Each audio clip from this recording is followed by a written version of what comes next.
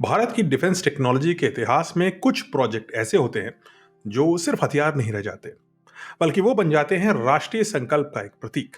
और ऐसा ही एक प्रोजेक्ट है प्रोजेक्ट विष्णु, जिसका नाम रखा गया है विष्णु भगवान के ऊपर। डीआरडीओ का ये एक अत्याधुनिक रक्षा कार्यक्रम है जो भारत को हाइपरसोनिक युग में प्रवेश दिलाने वाला है।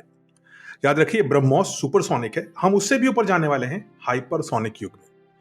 प्रोजेक्ट विष्णु के तहत भारत बना रहा है एक नई पीढ़ी की हाइपरसोनिक मिसाइल, और इसका नाम है ETLDHCM, यानी extended trajectory long duration hypersonic cruise missile, यानी ब्रह्मोस का बड़ा भाई। यह मिसाइल ना सिर्फ कन्वेंशनल बल्कि न्यूक्लियर वेपन्स को भी ले जाने में केपेबल होने वाली है एट हाइपरसोनिक स्पीड्स। एक बात बहुत अहम है जो इसे शक्ति दे रही है, और वो है स्क्रैम जेट इंजन। इसके बारे में भी हम बताएंगे।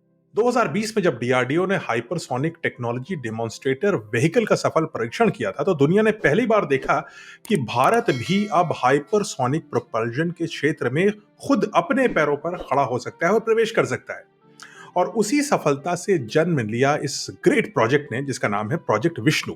भारत के उस संकल्प ने जो कहता है कि आत्मनिर्भरता ही हमारी सबसे बड़ी शक्ति है। इस मिसाइल की बनावट को बेहद खास बनाया गया है। एक स्लेंडर एरोडायनेमिक बॉडी है जो हवा के घर्षण को बहुत कम कर सकती है और बड़ा तापमान झेल सकती है। और इसके लिए भारत ने इंडिजीनियसली खुद डेवलप किया कॉम्पोजिट एयरफ्रेम, जो एक बड़े ही स्पेशल मटेरियल से बना है। ये मटेरियल उड़ान के दौरान 2000 डिग्री सेंटीग्रेड तक की गर्मी को भी सह सकता है। 2000 डिग्री सेंटीग्रेड।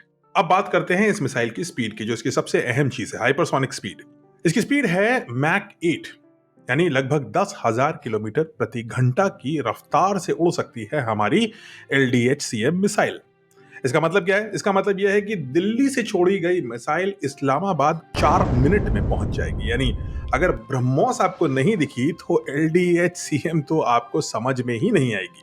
LDHCM मिसाइल सिर्फ तेज ही नहीं बल्कि स्मार्ट भी है। अधिकतर मिसाइलें अपने साथ ऑक्सीजन टैंक लेके चलती हैं और इसकी वजह से उनका वजन बढ़ जाता है। लेकिन LDHCM में हमने ऐसी टेक्नोलॉजी लगाई है जिससे कि हम वातावरण यानी एटमॉस्फेयर से ही ऑक्सीजन ले सकते हैं, और इस वजह से हमें भारी ऑक्सीडाइजर टैंक ले जाने की कोई जरूरत नहीं है। इसकी वजह से मिसाइल हल्की है और इसकी जो दूरी है, जो मारक क्षमता है, वो ज्यादा है। इसकी रेंज 1500 से 2500 किलोमीटर तक है, यानी ब्रह्मोस से 3 से 5 गुना ज्यादा है हमारी LDHCM की रेंज। अगले पार्ट में इस चर्चा को आगे बढ़ाएंगे।